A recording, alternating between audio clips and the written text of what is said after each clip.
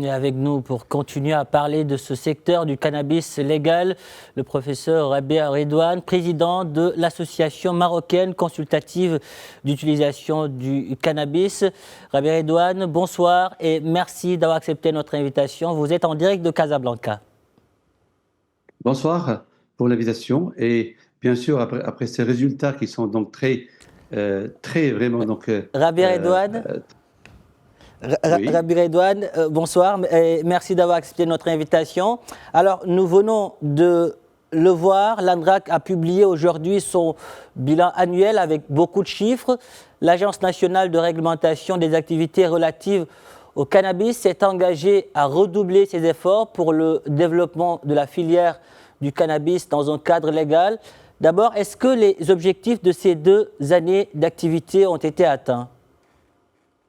Effectivement, on peut dire qu'ils étaient atteints et plus, parce que le fait que, surtout mettre en place ce système vraiment de l'agence sur la traçabilité, sur aucune infraction, et le début, c'est très difficile. Et je félicite l'ANRAC pour ce rôle qui a été réalisé. On a un temps, donc, je dirais 2 ans, c'est un temps qui est record, et surtout, donc, la mise en marche d'une machine qui va prendre la route avec des bonnes conditions. Les grains qui sont venus, donc là, ils étaient surtout, ce que j'applaudis, c'est que on est passé à la Beldia. Une grande partie de la Beldia, 50%. Ça, c'est une chose que nous avons à la MUCUC depuis avant, parler de ça, et surtout d'accès sur ce produit-là qui est original du Maroc, qui fera d'un produit du Maroc un produit unique dans le monde.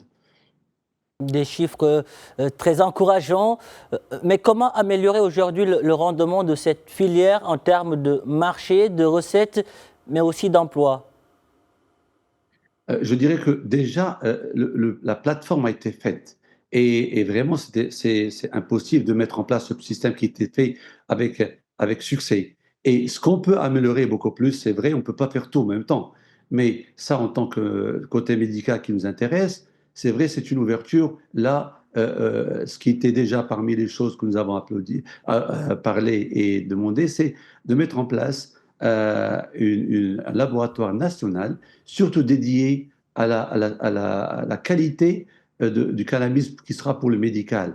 Parce que vous savez très bien, il nécessite beaucoup plus des analyses beaucoup plus sophistiquées, et ceci nous donnera une qualité unique et meilleure, et surtout les pays outre-mer auront l'accès et la facilité d'accès à ces produits-là.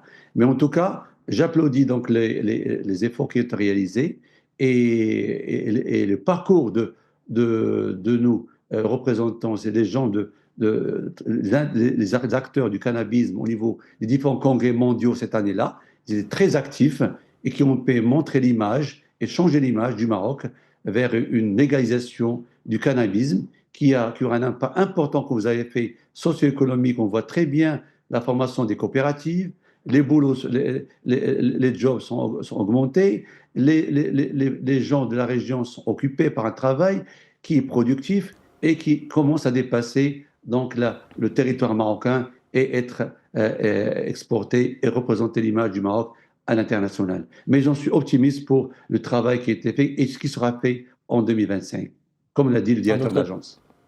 en d'autres termes, la filière est sur le bon chemin. Mais y a-t-il pas lieu aujourd'hui de revoir un peu la stratégie marketing pour mieux se positionner à l'international ?